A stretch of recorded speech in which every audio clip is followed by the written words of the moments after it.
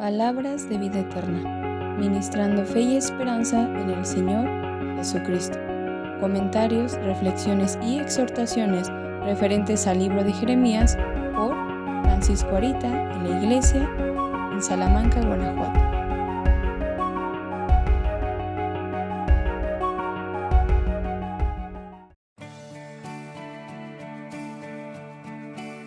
Los judíos estarían en cautiverio 70 años. ¿Es ese un gran plan?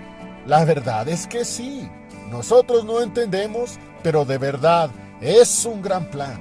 Veamos esta situación trasladada a nosotros. Fuimos rescatados de una condenación eterna, de una vida corrompida. Ahora somos cristianos y aun cuando vivimos en un mundo que nos desprecia, ¿qué habrá al final? Me pregunto. ¿Qué será de nosotros cuando esta cautividad de este mundo acabe? Jeremías 29:11. Porque yo sé los pensamientos que tengo acerca de vosotros, dice Jehová, pensamientos de paz y no de mal, para daros el fin que esperáis. ¡Gloria a Dios! ¡Gloria a Dios! Yo sé los pensamientos que tengo. No te desesperes. Yo sé, dice Dios. ¿No te da confianza eso en la densa oscuridad de este mundo? Si estamos sanos o no, si somos prósperos o no, si hay ánimo o desánimo, si en la vida todo nos sonríe o todo se nos niega, si hay alegría o depresión, si es esto o lo otro, cualquiera que sea nuestra condición, repito lo que acabo de leer. Porque yo sé los pensamientos que tengo acerca de vosotros, dice Jehová, pensamientos de paz y no de mal, para daros el fin que esperáis. La carta de Jeremías. Y procurad la paz de la ciudad a la cual os hice traspasar, y rogad por ella a Jehová, porque en su paz tendréis vosotros paz. Jeremías capítulo 29, versículo 7. Parte de mi testimonio de vida es precisamente el estar aquí en México. En realidad, yo no nací en este país, sino en Tegucigalpa, Honduras. Por razones familiares, llegué a la ciudad de Salamanca, en Guanajuato, a los 12 años. Han pasado casi 36 años de eso, y por razones laborales, el día de hoy, mi esposa, mis hijos y yo vivimos en Querétaro. Puedo decir de primera mano el impacto que es cambiar abruptamente el lugar de residencia que por años disfruté. Nunca en mi cabeza pasó, aunque fuera un niño, de moverme jamás de Tegus, como se le dice de cariño a la ciudad. Sin embargo, prácticamente en el último año que estuve en mi país de origen, pasaron muchos acontecimientos dentro de nuestro seno familiar que estaban dando avisos que algo trascendente estaba a punto de suceder. Cuando todo eso pasó, me vi de la noche a la mañana en una ciudad muy diferente, con gente muy diferente y hasta un acento muy peculiar, el cual ahora mismo yo lo tengo. Ya perdí el acento hondureño. Los primeros 3 años fueron terribles para mí, y cuanto más que llegué en la secundaria, época en la que los niños pueden ser muy crueles en ciertas situaciones. Aunque hablaba el mismo idioma, los modismos eran otros, las costumbres bastante diferentes, y tantas cosas nuevas que tenía que adaptarme. Después de estos 3 años, ya estaba adaptado y viviendo mi nueva vida en México. El día de hoy soy mexicano naturalizado y no tengo ninguna intención de irme del que ahora considero mi país. Aquí me casé y mi esposa y yo tuvimos nuestros 3 hijos. Dios nos ha bendecido mucho y aún lo sigue haciendo. Los capítulos 29 al 33 de Jeremías cambian un poco la intencionalidad del mensaje de Dios, como lo veremos tanto en este como en algunos de los siguientes mensajes. El capítulo 29 describe cómo Jeremías escribe una carta a varias personas, pero muy en especial a quienes habían sido llevados cautivos a Babilonia durante la segunda invasión de Nabucodonosor. Contrario a lo que se pudiera pensar por lo que vamos a leer, esta carta fue un consuelo y tenía la intención de animar a aquellos cautivos que lo habían perdido todo. Faltaría una tercera invasión, la más cruel de todas, pero desde esta segunda ya Dios estaba mandando palabras cuya intención era sobrellevar el cautiverio que apenas estaba empezando y que tendrían que soportar por largos años. Leamos los primeros 7 versículos de este capítulo 29. Y estas son las palabras de la carta que Jeremías profeta envió de Jerusalén a los ancianos que habían quedado de los transportados, y a los sacerdotes y profetas, y a todo el pueblo que Nabucodonosor llevó cautivo de Jerusalén a Babilonia, después que salió el rey Jeconías y la reina, y los del palacio, y los príncipes de Judá y de Jerusalén, y los artífices y los ingenieros de Jerusalén, por mano de Elasa, hijo de Safán, y de Gemarías, hijo de Hilcías, los cuales envió Sedequías, rey de Judá, a Babilonia, a Nabucodonosor, rey de Babilonia, diciendo: Así ha dicho Jehová de los ejércitos, Dios de Israel, a todos los de la cautividad que hice transportar de Jerusalén a Babilonia: edificad casas y morad, y plantad huertos, y comed el fruto de ellos. Casaos y engendrad hijos e hijas, dad mujeres a vuestros hijos, y dad maridos a vuestras hijas, para que paran hijos e hijas, y multiplicaos ahí, y no os hagáis pocos, y procurad la paz de la ciudad a la cual os hice traspasar, y rogad por ella a Jehová, porque en su paz tendréis vosotros paz. Hacía como 7 años desde que Nabucodonosor había invadido Jerusalén por primera vez, cercando la ciudad, lo que al parecer era su mejor táctica, pues en las 3 invasiones hizo exactamente lo mismo. Debemos entender que en ese momento comenzaron los 70 años de cautiverio. En aquella ocasión se había llevado cautivos los ricos y potentados de la ciudad, y como dato, entre aquellos estuvo también Daniel, como lo dice Daniel capítulo 1, versículos 1 y 2, el que en un futuro sería uno de los más destacados profetas de la Biblia.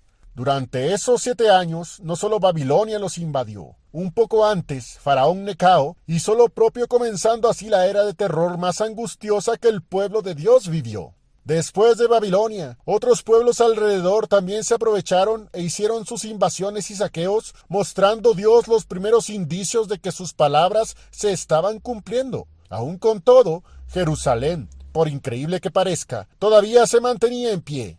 Era para que aquellas personas voltearan a verlo para pedir arrepentimiento, pero eso nunca pasó. Justo en el tiempo de esta narración, Nabucodonosor invadió por segunda ocasión Jerusalén, como era de esperarse, poniéndole un cerco alrededor, y después de 3 meses, cuando estaban experimentando hambruna y aflicción, aunque no tan fuerte como la de la tercera invasión, salió el recién coronado rey Jeconías a pedir clemencia y ver cómo resolver el problema. Nabucodonosor lo tomó cautivo para jamás volver a Jerusalén. Como lo mencioné en algún momento anterior, este rey fue importante, pues él es quien siguió la línea mesiánica hasta llegar a Jesucristo. Más de este tema lo veremos cuando lleguemos al capítulo 52.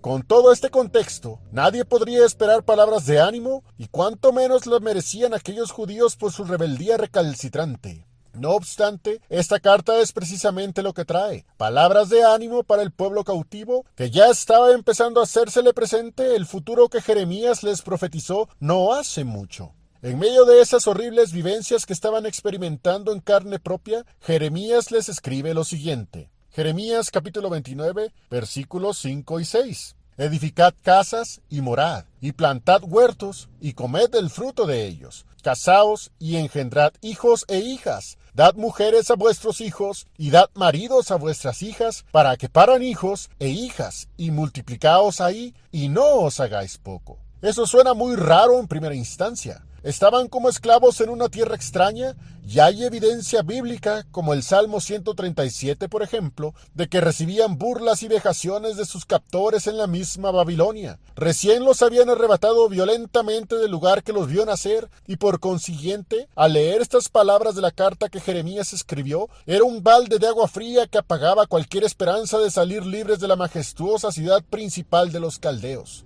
Si nos ponemos en su lugar por un momento, es lógico pensar que si somos capturados contra nuestra voluntad, anhelaremos fervientemente el momento de nuestra libertad. Sin embargo, ese no era el mensaje de esta carta. De hecho, si saltamos por un momento a los versículos 27 y 28, encontramos la reacción de aquellos que la leyeron. ¿Por qué pues no has ahora reprendido Jeremías de Anatot, que os profetiza falsamente? Porque por eso nos envió a decir en Babilonia: largo va el cautiverio, edificad casas y morad, plantad huertos y comed el fruto de ellos. Querían ser libres, pero eso no era lo que se les estaba informando. Construyan sus casas, tengan sus hijos y que ellos formen sus propias familias. Ese no era un mensaje de libertad, sino más bien de que se hicieran a la idea de que jamás saldrían de Babilonia. Esto es impactante desde cualquier perspectiva.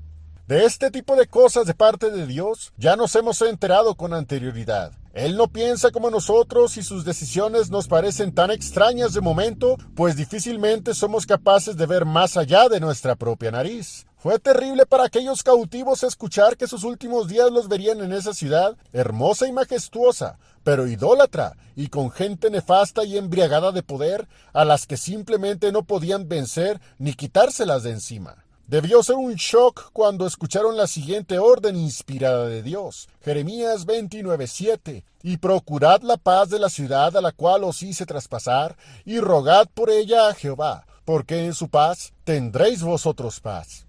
Es decir, por aquellos que los llenaban de tanta vejación, Dios les manda que oren por ellos para tener paz. Me llama la atención que las nuevas versiones de la Biblia sustituyen la palabra paz por la palabra prosperidad, diciendo que si esta ciudad prospera, el pueblo de Dios también prosperará. Eso es precisamente lo que no me agrada de las nuevas versiones y por eso no estoy de acuerdo en cambiar la Reina Valera 1909. Esa es mi Biblia y con esa me quiero quedar. Si Babilonia ya era próspera, ¿cómo puede sonar lógico orar para que sea prosperada?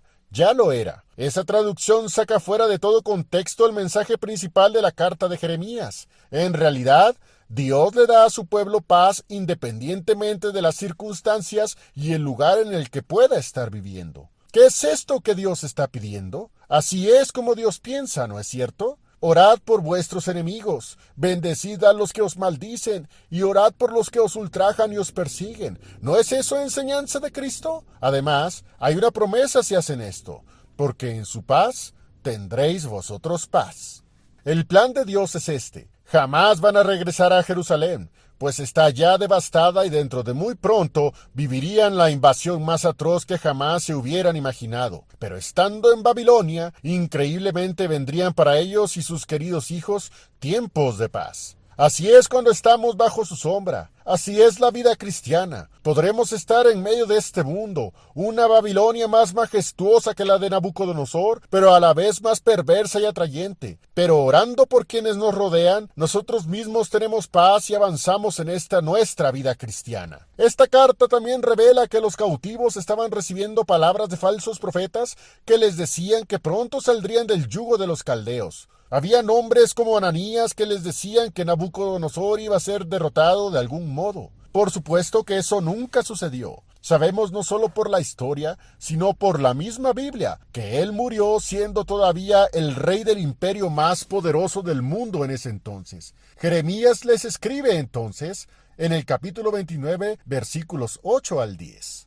Porque así ha dicho Jehová de los ejércitos, Dios de Israel: no os engañen vuestros profetas que están entre vosotros, ni vuestros adivinos, ni miréis a vuestros sueños que soñáis, porque falsamente os profetizan ellos en mi nombre. No los envié, ha dicho Jehová. Porque así dijo Jehová: cuando en Babilonia se cumplieren los 70 años, yo os visitaré y despertaré sobre vosotros mi buena palabra para tornaros a este lugar.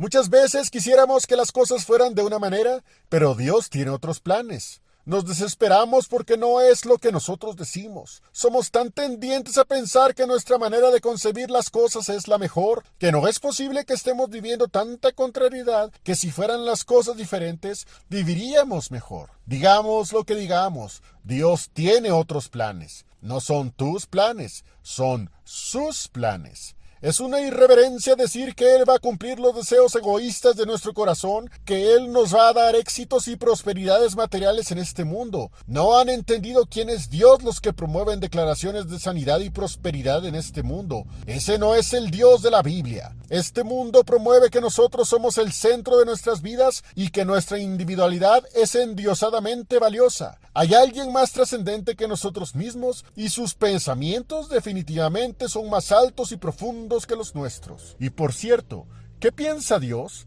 Si es verdad que Dios tiene grandes planes para nuestra vida, ¿cuáles son entonces? Los judíos estarían en cautiverio 70 años. ¿Es ese un gran plan? La verdad es que sí. Nosotros no entendemos, pero de verdad es un gran plan.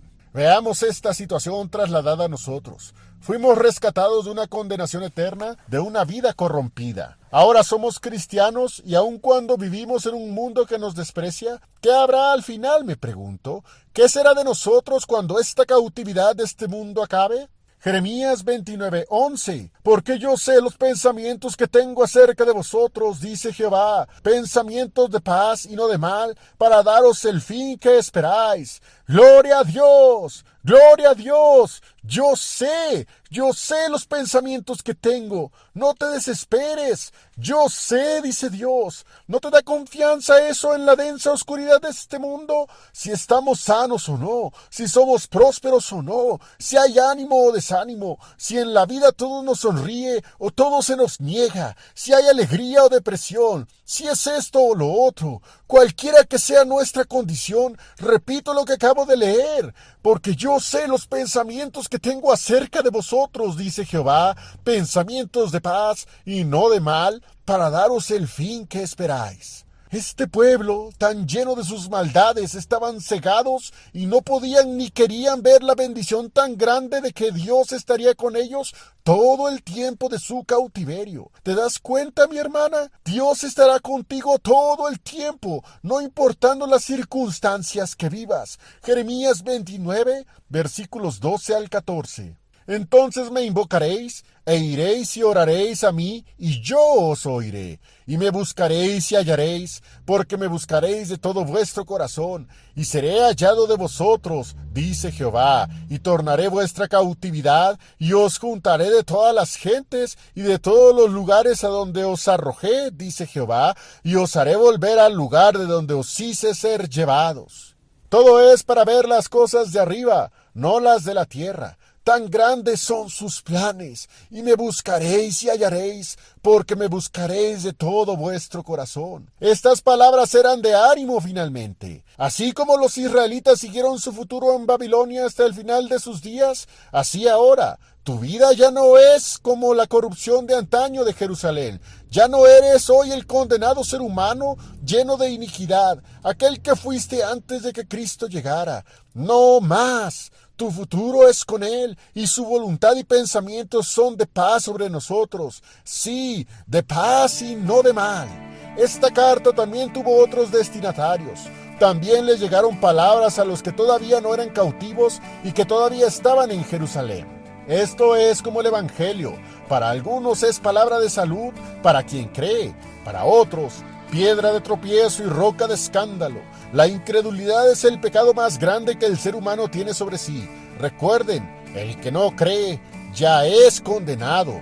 Y el pueblo incrédulo, el que aun cuando no fueron cautivos, no quisieron creer ni escuchar, ese pueblo recibió lo que tenía que recibir. Jeremías 29, versículos 17 al 19. Así ha dicho Jehová de los ejércitos: he aquí yo envío contra ellos cuchillo, hambre y pestilencia, y pondrélos como los malos higos, que de malos no se pueden comer. Y perseguirélos con espada, con hambre y con pestilencia, y darélos por escarnio a todos los reinos de la tierra, por maldición y por espanto y por silbo y por afrenta a todas las gentes a las cuales los habré arrojado. Porque no oyeron mis palabras, dice Jehová, que les envié por mis siervos los profetas, madrugando en enviarlos, y no habéis escuchado, dice Jehová. De nosotros se dicen cosas más cercanas a salud, pues como dice Hebreos, somos fieles para ganancia del alma. Busquemos a Dios y su paz, pues ese es su pensamiento para nosotros. Que el Señor les bendiga. Gloria a Cristo.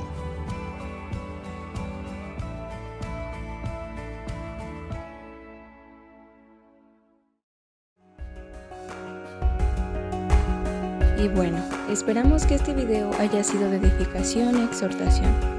Y si te fue de bendición, compártelo. Palabras de vida eterna, ministrando fe y esperanza en el Señor Jesucristo.